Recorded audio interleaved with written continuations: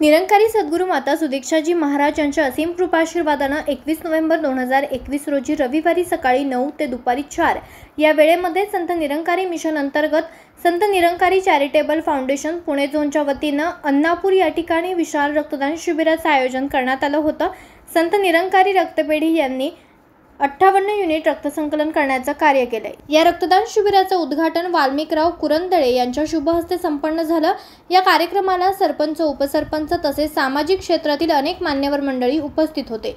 Corona महामारीच्या काळात सर्व रक्तपेढ्यांमध्ये रक्ताचा तुटवडा भासत असल्यामुळे रक्ताची मागणी वाढत आहे। संत निरंकारी मिशनतर्फे प्रत्येक महिन्याला हा तुटवडा भरून काढण्यासाठी संत निरंकारी मिशन पुणे झोन प्रमुख ताराचंद करमचंदानीजी यांच्या मार्गदर्शनाखाली आवश्यकतेनुसार रक्तदान शिबिरांचे आयोजन करण्यात येत आहे। एप्रिल 2021 पासून पुणे जिल्ह्यामध्ये आजपर्यंत 15 रक्तदान शिबिरं संपन्न झाली असून 1708 युनिट रक्तसंकलन, ससून रुग्णालय रक्तपेढी, YCM रुग्णालय रक्तपेढी, कमांड रुग्णालय रक्तपेढी, संत निरंकारी रक्तपेढी यांच्यामार्फत करण्यात आलाय।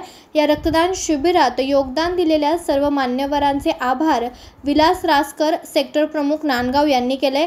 आनंद कुरंदळे, अन्नापूर ब्रँच प्रमुख यांच्या मार्गदर्शनाखाली रक्तदान शिबिर यशस्वीरित्या पार पाडण्यासाठी सेवा दल तसेच संत निरंकारी चॅरिटेबल फाउंडेशनच्या स्वयंसेवकांनी योगदान दिले। न्यूज रिपोर्टर रामकृष्ण भागवत, आज 24 तास, अन्नापूर, पुणे।